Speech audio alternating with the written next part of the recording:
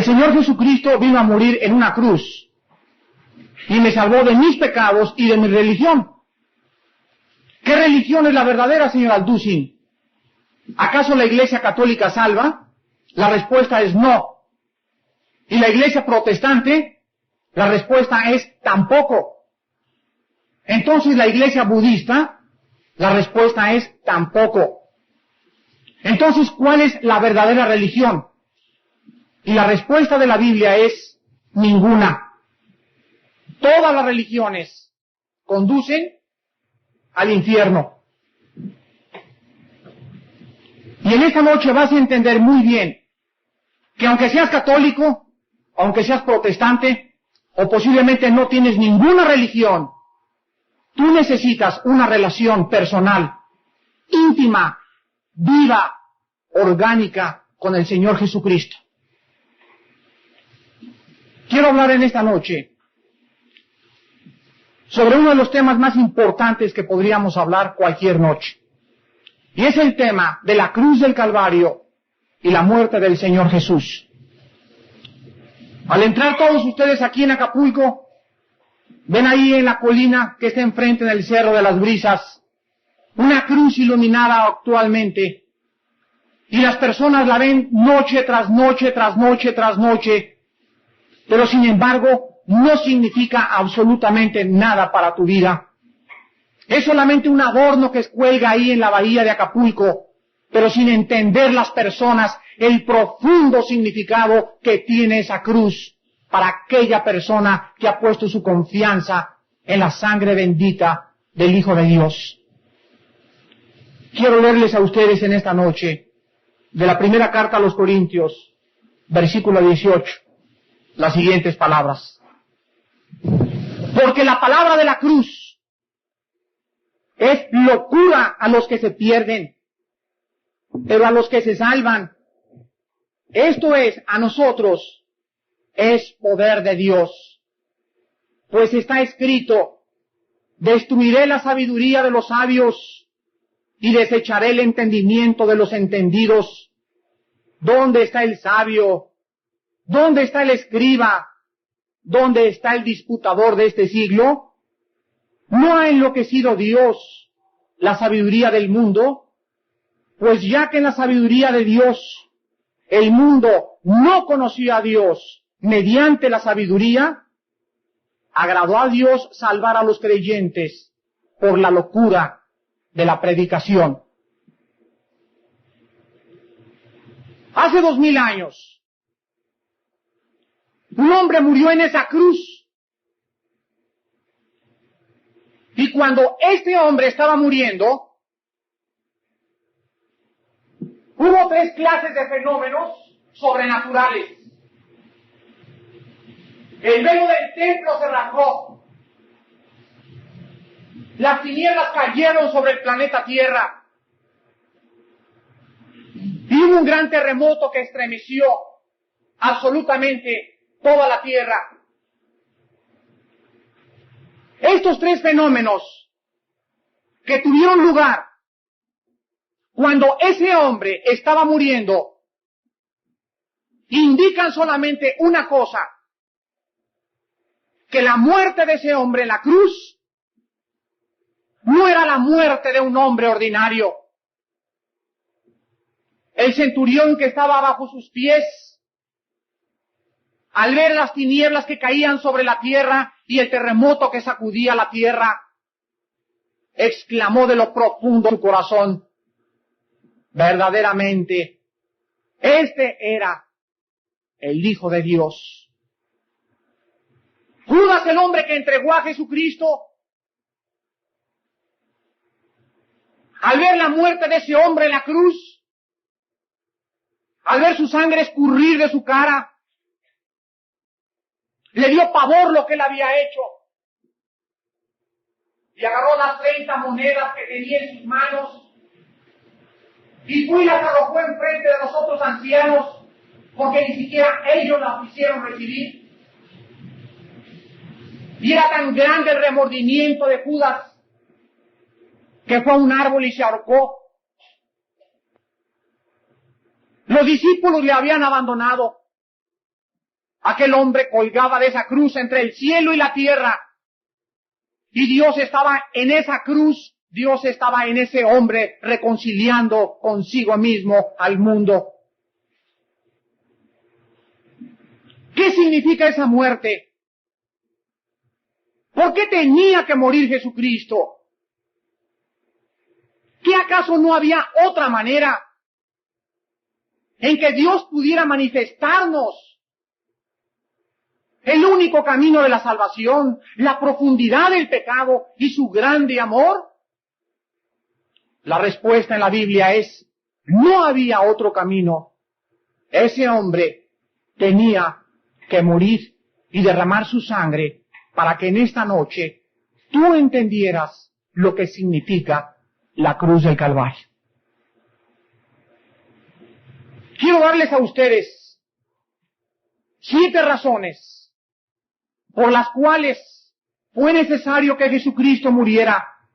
Quiero en esta noche darles a ustedes 7 razones por las cuales era necesario que el Hijo de Dios sufriera en manos de hombres pecadores, fuera sepultado y a los 3 días se levantara de entre los muertos. La primera razón se encuentra en el libro de Romanos capítulo 6, versículo 23.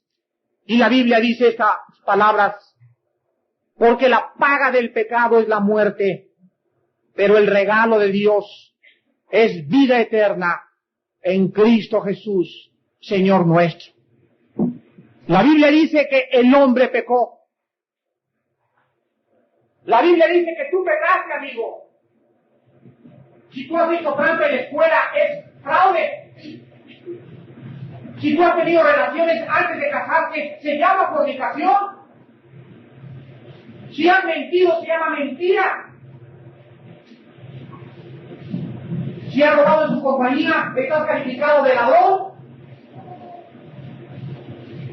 Si odias dentro de tu corazón, o si existe amargura, o si existe rencor, se llama asesinato. Aunque no hayas jalado el gatillo de tu pistola, a Dios le interesa más sacar el veneno del corazón del hombre que quitarle el rifle de sus manos. Tú has pecado y yo he pecado. Y la Biblia dice, la paga del pecado es muerte. El salario que demanda la persona que peca es que esa persona tiene que morir. Y la muerte a la que se refiere la Biblia es la eterna separación de tu espíritu, de tu alma, de tu cuerpo, de su presencia. Vamos a pedir silencio. Esa es la paga del pecado, que si tú mueres en tus pecados, la Biblia dice que tú te condenas por toda la eternidad. Muchas personas en esta noche, mañana y pasado mañana, posiblemente van a estar en contra de lo que se ha dicho en esta noche. Pero solamente les quiero recordar una cosa. Tú no estás en contra de lo que se dijo. No es mi filosofía, no es la religión, es lo que la palabra de Dios nos dice y nos advierte. No es el problema. Estaba en qué cosa vamos a hacer con nuestros pecados. Dios no podía justificarte a ti ni a mí, ni perdonarte a ti y a mí, porque tienes un retrato del Papa en tu casa. Dios no te va a perdonar porque te echaron agüita cuando eras chiquito. Dios no puede perdonarte porque regalaste $1,000,000 para construir un convento de monjitas. No se puede comprar la salvación. El precio que tenía que pagarse por esa salvación era mucho más grande de lo que cualquier humano imaginase. Es por eso que es tan importante que en esta noche entiendas el precio tan grande que en esa cruz se pagó por tus pecados. La paga del pecado es la muerte, mas el regalo de Dios es vida eterna en Jesucristo. Al morir Cristo en la cruz del Calvario, Dios puso tus pecados y mis pecados en Él. Al morir Jesucristo en la cruz del Calvario, Él cargó con tus juicios, con mi juicio, con tu infierno y con mi infierno. Al morir Jesucristo en el Calvario, Él pagó todas las cosas que tú tenías que pagar a la hora de la muerte. En otras palabras, la muerte del Señor Jesucristo fue una muerte sustitucionaria. Es lo que se llama la palabra expiación por el pecado. La paga del pecado es la muerte, y Dios exigía que su justa santidad y su divino juicio pueda ser vindicado por la sangre de un hombre. Si ustedes ven la historia de las civilizaciones, van a encontrar que todas las civilizaciones, sin ninguna excepción, han buscado, a través de la sangre, reconciliarse con Dios. Los jíbaros en el Brasil reducen cabezas y le cortan y hay derramamiento de sangre. Antiguamente los egipcios también hacían cierta clase de sacrificios. Los aztecas ponían a las víctimas en el altar y le sacaban el corazón, porque algo en su interior, esa imagen que Dios puso en el hombre, les impulsaba a sacar el corazón y a derramar la sangre para poder limpiar sus conciencias. El primer propósito, entonces, por el cual la cruz fue una necesidad tremenda, era que la justicia y la santidad de Dios tenía que ser satisfecha. En segundo lugar, Dios nos quiere mostrar a través de esa cruz el único camino de salvación. La Biblia dice en el libro de los Hechos, capítulo 4, versículo 12, y en ninguno otro hay salvación. No es en el Papa la salvación, ni en la Iglesia Católica está la salvación, ni en la Iglesia Protestante está la salvación, ni con los pentecostales, ni con los carismáticos, ni con los bautistas. La salvación está en la persona de Jesús. En ninguno otro hay salvación, dice la Biblia, porque no hay otro nombre, no hay vírgenes, no hay papas, no hay cardenales bajo el cielo de los hombres en que podamos ser salvos, más que Jesús, el Hijo de Dios. La Biblia dice en la primera carta a Timoteo, versículo 2, versículo 5, esas palabras: porque hay un solo Dios y un solo mediador entre Dios y los hombres, Jesucristo hombre. Yo me acuerdo cuando era joven y quería ser sacerdote. Recurría cuando iba en mi coche a San Cristóbal, el patrono de los choferes. Me acuerdo que mi abuelita le pedía a San Martín de Porres. Me acuerdo que teníamos santos que adorábamos, San Francisco de Asís. Y hasta el niño de Atoche. ¿Y por qué lo hacíamos? Porque lo haces tú. Por la ignorancia que existe en nosotros por desconocer las sagradas escrituras. 18 siglos las prohibieron, porque en la Biblia se encuentra el camino de la salvación del hombre. Cristo es el único camino por el cual el hombre puede conocer a Dios. Hay muchas personas que nos preguntan, ¿que no todas las religiones son buenas? ¿Qué acaso no debemos hacer lo mejor que podemos para llegar al cielo? Si voy a los cursillos de cristiandad, ¿podré encontrar el camino? La respuesta es no. No es en los cursillos donde encuentran la verdad. No es en la iglesia protestante donde encuentran la verdad. Es en las sagradas escrituras. Es la peor de las mentiras creer que cualquier religión es buena. Si cualquier religión fuera buena, el hombre que dijo estas palabras en el capítulo 14 de San Juan, versículo 6, yo soy el camino, la verdad y la vida. Las palabras de este hombre han sido las palabras del mentiroso más grande que ha pisado el planeta Tierra. Porque Jesús dijo, nadie va al Padre si no es por mí. Una de las cosas que más me sorprenden es encontrarme mismos católicos, mismos protestantes, diciéndome lo mismo.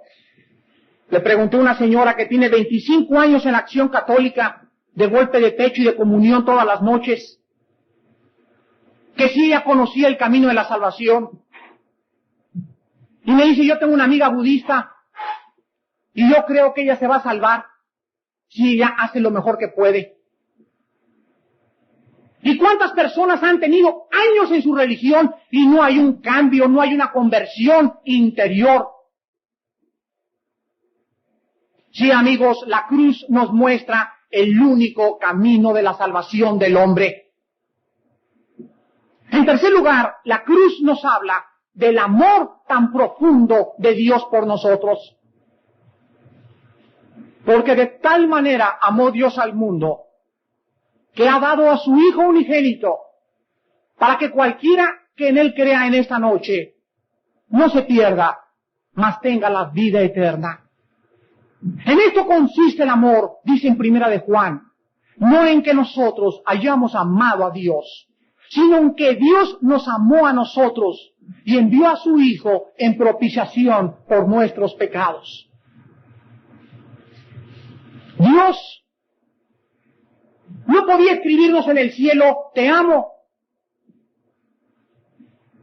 ¿Cuál sería la manera y la forma por la cual Dios pudiera comunicar su amor a nosotros? A Dios no lo ha visto nadie jamás, dice la Biblia. Nadie lo ha visto jamás a Dios. ¿Cuál era entonces la manera por la cual Dios pudiera comunicarnos su amor? La Biblia dice, no hay mayor amor que aquel que da su vida por sus amigos. Y en esto conocerá el mundo que ustedes son mis discípulos, dijo el Señor Jesucristo a los que habían creído en Él, por el amor que os tuvierais los unos a los otros. Si algo existe entre los cristianos ahorita, si hay algo que está dividiendo al mundo cristiano, es la falta de amor entre nosotros. La Biblia dice en Primera de Juan, si nosotros decimos que estamos en luz y andamos en tinieblas, mentimos y la verdad no está en nosotros. Pero si nosotros estamos en luz, como Él es luz, tenemos comunión los unos con los otros, y la sangre de su Hijo nos limpia de todo pecado. Qué cosa tan triste que el problema del hombre pueda brotar cuando después de que el amor de Dios ha sido derramado en su corazón, el hombre continúe con sus pleitos, con nuestras divisiones doctrinales, nuestros diferentes puntos de vista teológicos, y esa envidia, ese rencor, esa amargura que nos está envenenando el alma. ¿Cómo puede morar el amor de Dios en tu corazón, hipócrita?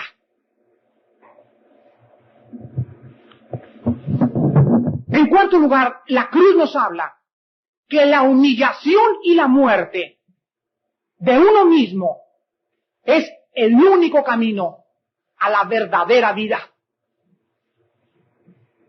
Jesús lo dijo en estas palabras, en el capítulo 12 de San Juan, versículo 24. De cierto les digo, que si el grano de trigo no cae en la tierra y muere, queda solo. Pero si muere, lleva mucho fruto. Un grano de trigo lo puedo tener en la mano, y ese grano de trigo es solamente un grano más, hasta que el grano cae en la tierra, es sepultado. Y cuando es sepultado el grano, entonces se rompe la cáscara y sale la vida que estaba encerrada latentemente. Dije Cristo que cualquiera de ustedes que ame su vida, la va a perder. Si tú eres la clase de persona que solamente vives para ti misma, para tus propios intereses, para tus propios motivos, que sigues el camino de los apetitos de la carne, la Biblia dice que eres la persona más vacía y más miserable que existe en este planeta. Tendrás que humillarte en esta noche, porque quiero decirte una cosa: el camino que te lleva al cielo es una puerta muy chaparrita, donde no puedes pasar parado porque te vas a romper las narices. Tienes que pasar y entrar de rodillas. Esta muerte de sí mismo y esta humillación de sí mismo es el ejemplo que Jesucristo nos vino a dar. En el capítulo 2 de Filipenses, la Biblia nos dice estas palabras, refiriéndose a la humillación del Señor Jesucristo, versículo 5 en adelante. Filipenses 2, 5 en adelante.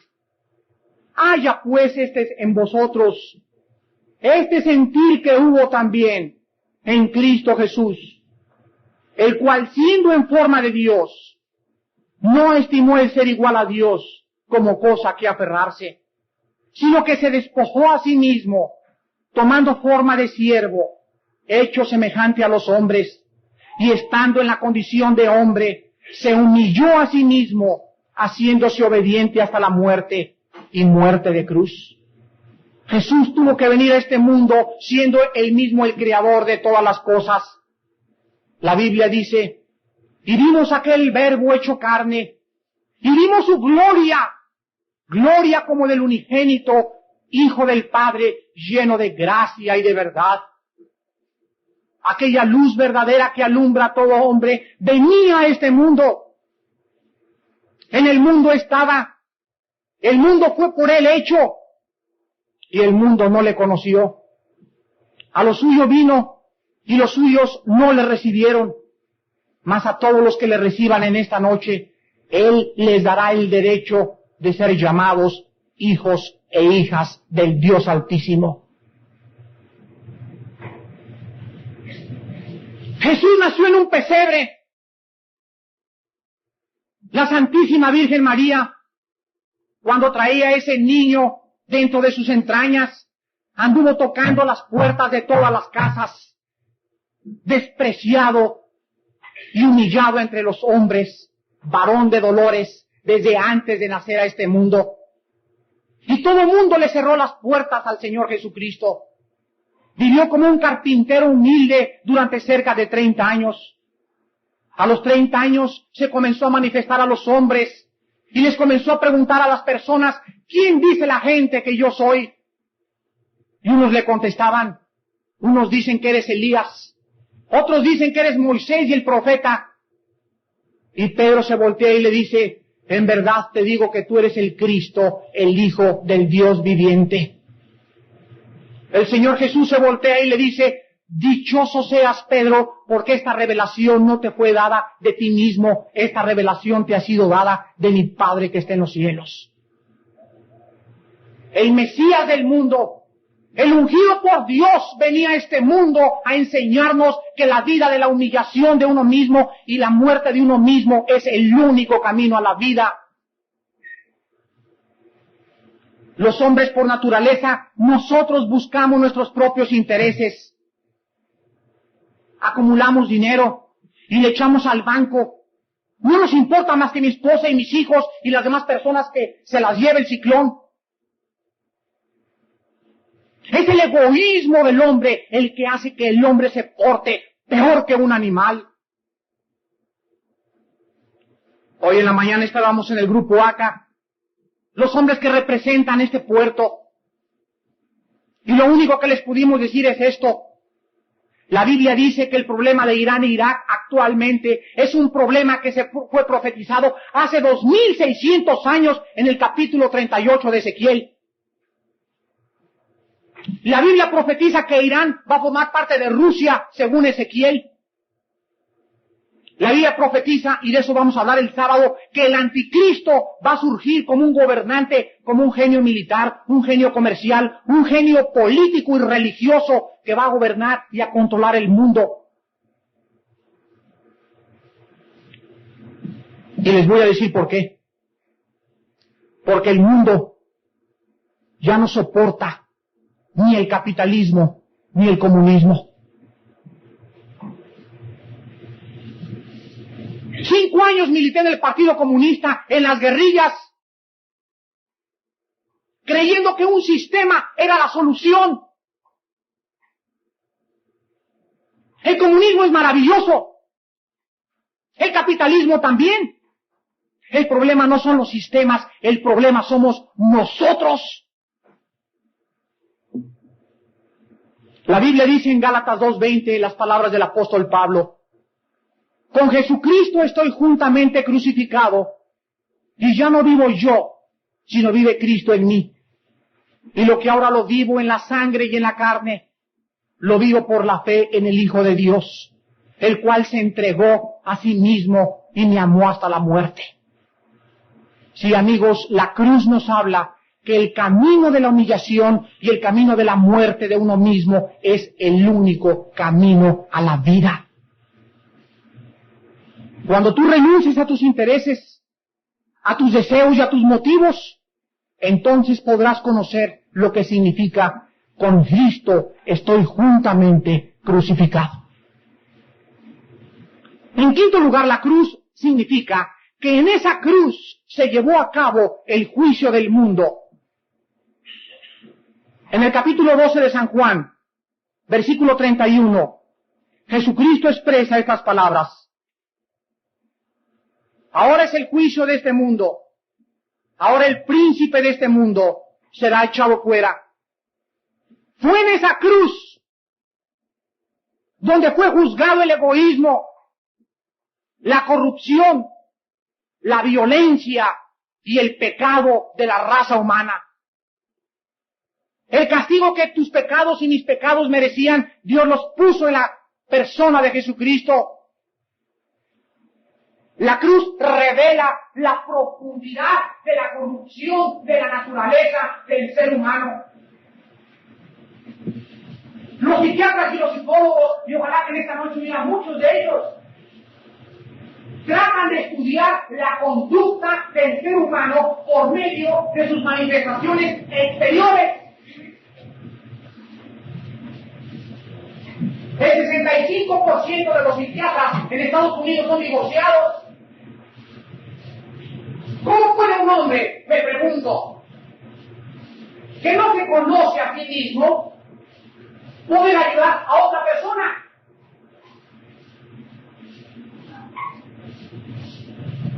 Tú que hurtas, tú que predicas que no se hurtar, haces lo mismo.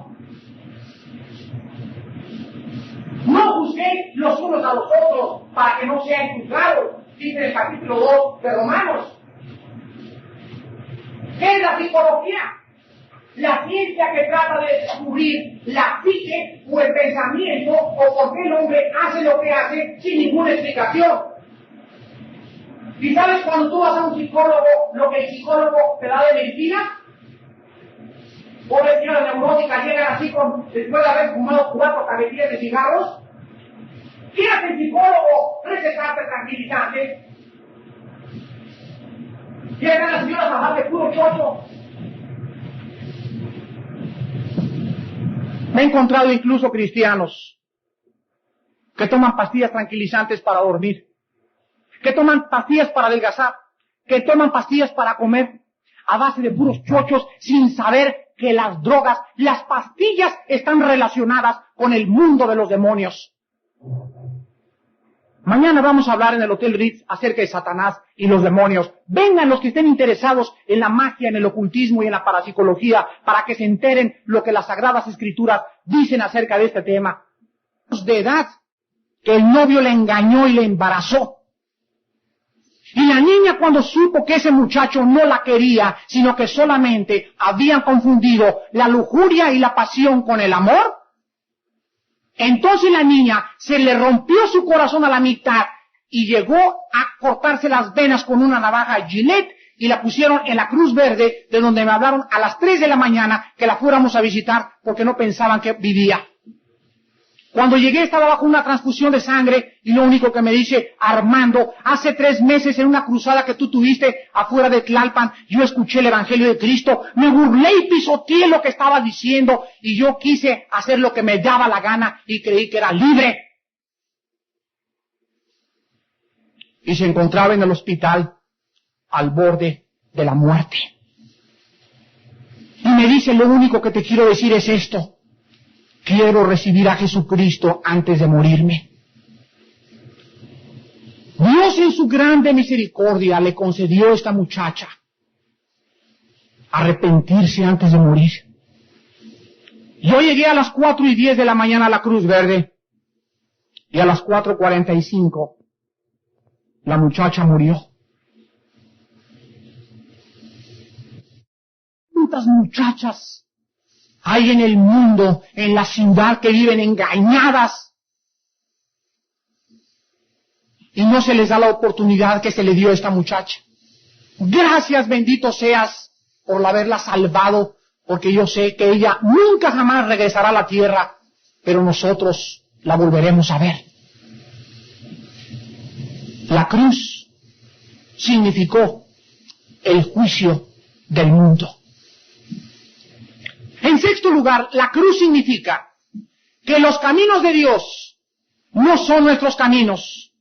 Isaías capítulo 55, versículos 8 y 9, así dice la Biblia: porque mis pensamientos no son vuestros pensamientos, ni vuestros caminos mis caminos, dice Jehová. Como son más altos los cielos que la tierra, así son mis caminos más altos que vuestros caminos, y mis pensamientos más que vuestros pensamientos. La Biblia dice en otras palabras: Dios no piensa como tú piensas, y los métodos de Dios no son los métodos de nosotros. ¿Cuánta gente en esta noche quisiera comprender una cosa? Quisieras comprender en primer lugar por qué Dios permite que su Hijo muera en la cruz. Mis pensamientos no son vuestros pensamientos, dice el Señor. Quisieras entender en esta noche por qué Dios permite el mal, ¿verdad? Te preguntas dentro de ti mismo: ¿por qué me va como me va? Quisieras entender en esta noche por qué hay guerras, por qué sufrimos, por qué hay cáncer, por qué Dios permitió que matara un camión a tu hijo de 6 años de edad. Mis pensamientos no son vuestros pensamientos, dice el Señor. Yo no pienso como tú piensas, y mis métodos son diferentes a tus métodos. Si tú quieres entender por qué yo actúo así, dice la Biblia, tienes que convertirte y hacerte como un niño. Quisieras entender en esta noche, ¿de dónde venimos? Estudiantes, profesores de arqueología y de geología en esta noche, profesores marxistas, yo les pregunto, ¿de dónde venimos? Me van a contestar: del chango. Y es increíble que el hombre prefiera descender del chango, ser hijo del chango, que ser hijo de Dios. ¿Y saben ustedes por qué se enseña en las secundarias que venimos del chango, o sea, en la famosa teoría de la evolución? ¿Saben por qué?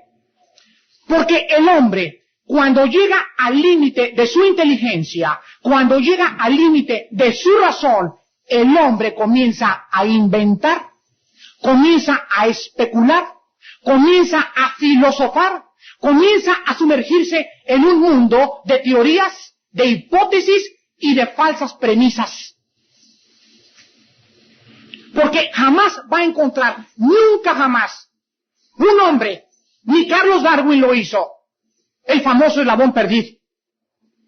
La Biblia nos enseña que el hombre fue criado a imagen y semejanza de Dios. Y por eso estás vacío, porque buscas en el marxismo, buscas en la parapsicología, buscas en las mujeres, en las drogas y en el alcohol, lo que solamente Jesucristo puede llenar en tu corazón. Este es el problema del hombre, que habiendo conocido a Dios, no le glorificaron como a Dios, ni le dieron gracias. sino que se envanecieron en sus razonamientos. Su necio corazón fue entenebrecido. Profesando ser sabios, se han convertido en necios.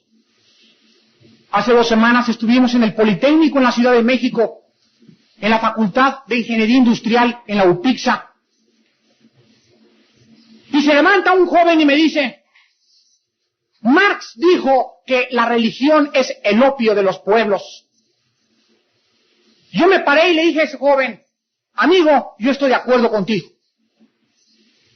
Me dijo, ¿cómo que está de acuerdo conmigo? Le dije, así es, gracias a Dios que yo no tengo ninguna relación. Jesucristo no vino a fundar ninguna religión, ni representa ninguna religión. Jesucristo es el Hijo de Dios que resucitó y que le ofrece al mundo su perdón a través de la muerte en el Calvario. La Biblia dice, todo aquel que muere en una cruz es maldito. Y Jesucristo se hizo maldición por nosotros, porque maldito es el que es colgado en un madero, dice en Gálatas 3:23. Y Jesucristo por nosotros se hizo maldición. Ahí están todas las naciones en el mundo preguntándose, ¿cuál es la solución para el hambre? ¿Cuál es la solución para la delincuencia? Unos dicen que es la educación, que si hubiera mejor educación, el mundo no tendría problemas. Otros creen que el problema es la sociología. Otros creen que el problema es la política. Otros creen que el problema es las condiciones higiénicas. Hoy en la mañana trataron ese problema en el ACA, hacer que la basura en Acapulco. Pero el problema del hombre es mucho más profundo. Jesús dijo, tienes que nacer de nuevo. Y por último, la cruz nos enseña que en ella fue juzgado todo el mundo y en ella Cristo cargó con tus pecados. La cruz al principio parecía que era un fracaso. Caminando por una librería en México, me encontré un libro de un señor barbón hasta con unas barbas hasta por acá, que según él pertenece a la gran confraternidad universal. Parecen hijos de marcianos. Y él dice en ese libro que Jesucristo fue un fracasado porque se dejó matar. Y él no entiende. Yo le dije a mi esposa, mira nada más lo que el hombre ha llegado, por su ignorancia de las Escrituras. Todos los problemas del hombre vienen y tienen una misma raíz: ignorar la revelación de Dios a través de la Biblia. En el capítulo 10 de San Juan, Jesucristo dice estas palabras, comenzando en el versículo 17. Por eso me ama el Padre, porque yo pongo mi vida para volverla a tomar. Nadie me la quita. Escuchen esto, filósofos. Sino que yo de mí mismo la pongo. Tengo poder para ponerla y tengo poder para volverla a tomar. Este mandamiento recibí de mi Padre.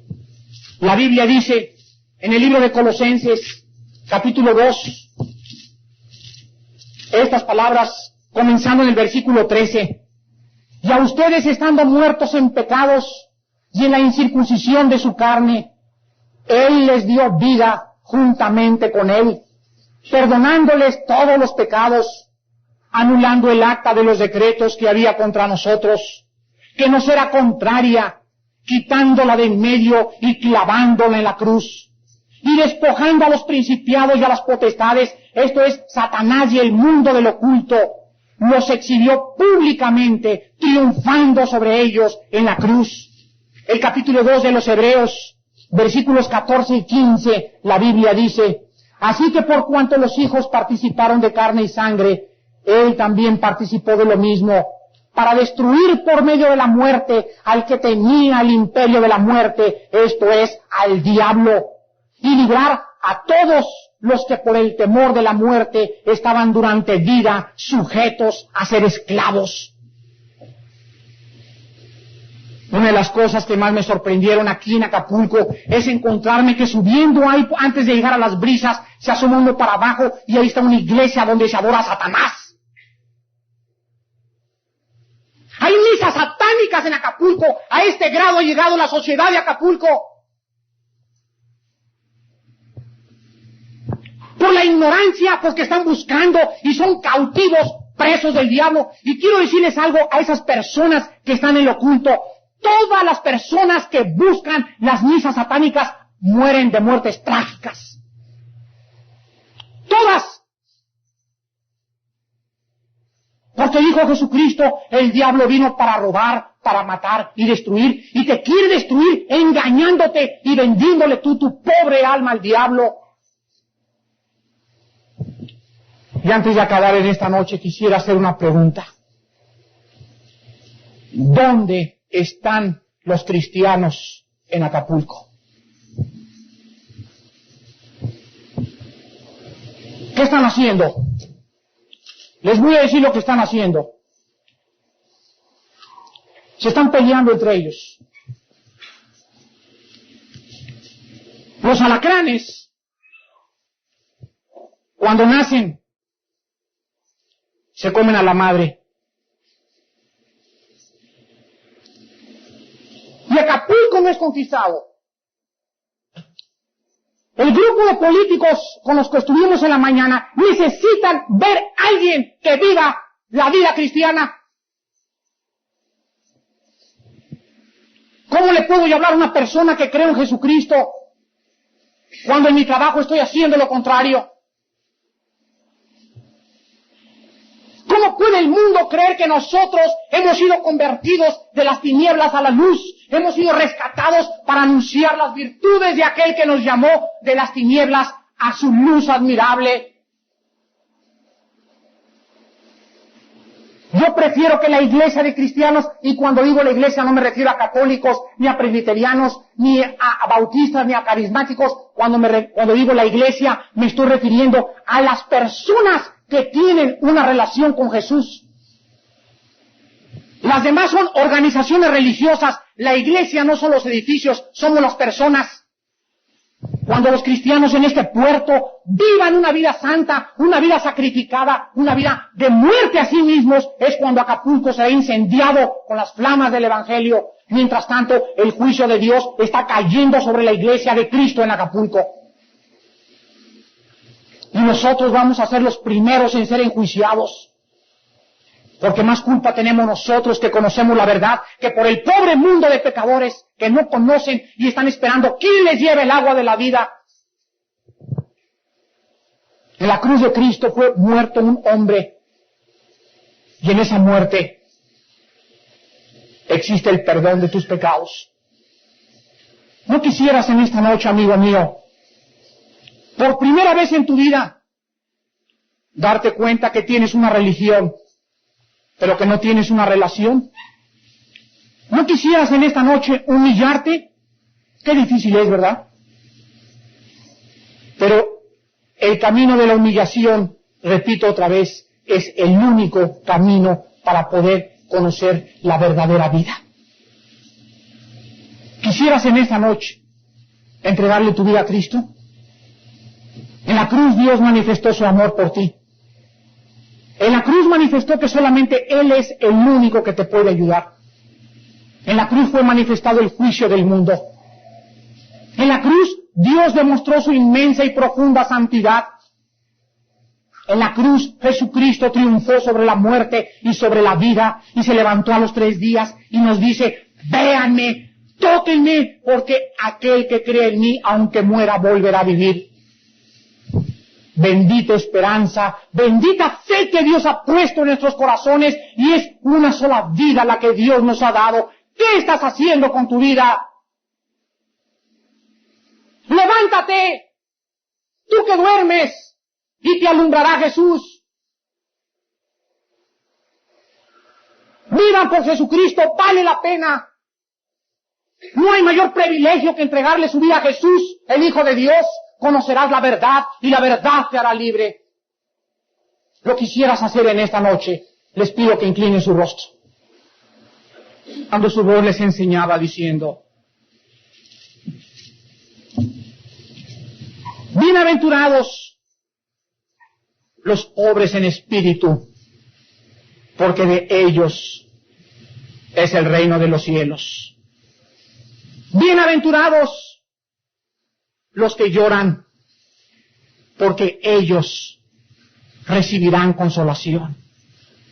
Bienaventurados los mansos, porque ellos recibirán la tierra por heredad. Bienaventurados los que tienen hambre y sed de justicia, porque ellos serán saciados. Bienaventurados los de limpio corazón, porque ellos verán a Dios. Dichosos y felices las personas que en esta noche le entregan su vida al Hijo de Dios. Y así, con tu rostro inclinado, quiero pedirles a muchas personas en esta noche que si tú quieres en esta noche conocer la verdad, si estás arrepentido de tus pecados, si crees que en la cruz del Calvario el Hijo de Dios derramó su sangre para perdonarte esta noche, yo te pido que le recibas por la fe en tu corazón. Esta noche ninguno de ustedes viene a ninguna nueva religión. En esta noche vienes a la cruz a ser perdonado por tus pecados. En esta noche vienes a abrazarte a la cruz, a ser lavado con la sangre del Hijo de Dios. No importa que seas católico, que seas protestante, mormón o testigo de Jehová, no importa la secta o religión que tengas, necesitas el perdón de tus pecados esta noche. Más en esta noche, antes de comenzar a orar,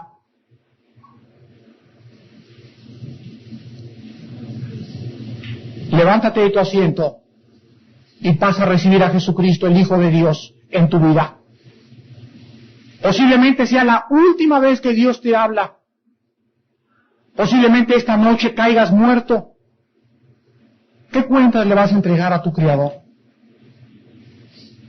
Él te habló muy claramente en esta noche, pero tu orgullo y tu terquedad te hicieron que te quedaras sentado. Ven esta noche a la cruz, hoy que tu corazón está tan preparado por el Espíritu Santo.